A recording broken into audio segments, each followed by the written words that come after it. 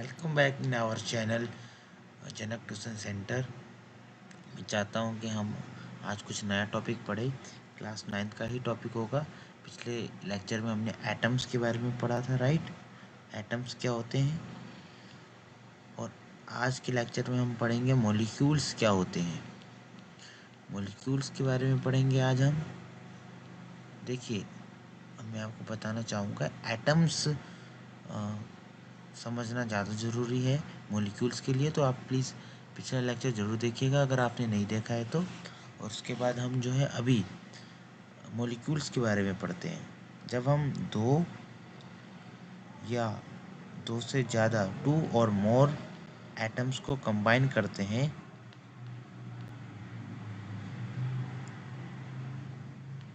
तब हमारा मॉलिक्यूल्स बनता है। In a simple language, when two or more atoms are combined, then they formed a molecules. Or when two or more atoms are combined is called molecules, right? जैसे कि मानिए एक atom 1 है और एक एटम 2 है, दोनों को मैं कंबाइन कर रहा हूँ, राइट। केमिकली कंबाइन किया जाता है दोस्तों ये। तो जो ये कहलाएगा, ये पूरा कहलाएगा मॉलिक्यूल्स। एक हम एग्जांपल ले लेते हैं, हाइड्रोजन का एटम है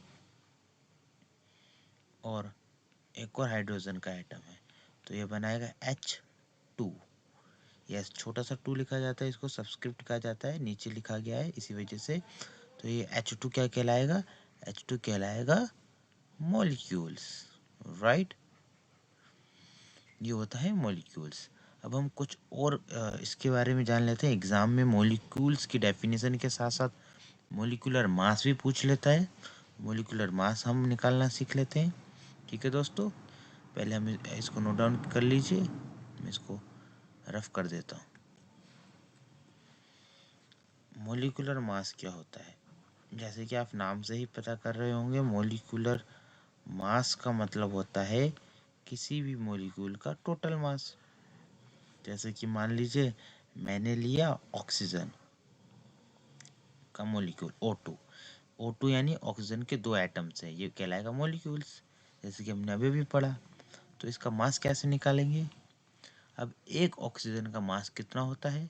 एक ऑक्सीजन का मास होता है 16। इधर कितने हैं? 2 हैं, 2 एटम हैं। तो 16 multiply 2 is 32 U। U is a unit of mass, so our answer is 32 U। जैसे हम कार्बन ले लेते हैं, मान लीजिए इधर कार्बन के 2 हैं, तो 12 मल्टीप्लाई 2 इज 24। सिंपल। वैसे ही हम हाइड्रोजन के 2 ले लेते हैं, तो 2 multiplies 1 we gives 2U। It's very simple. हम ओजोन लेयर का भी निकाल के देख लेते, तो O3 का, तो 16 multiply 3 is 48। It's all molecular mass. उम्मीद करता हूँ आपको समझ में आ गया हो लेक्चर। धन्यवाद देखने के लिए, और आगे इसी तरह की वीडियो देखने के लिए प्लीज़ मुझे कमेंट एंड सब्सक्राइब करके बताएं।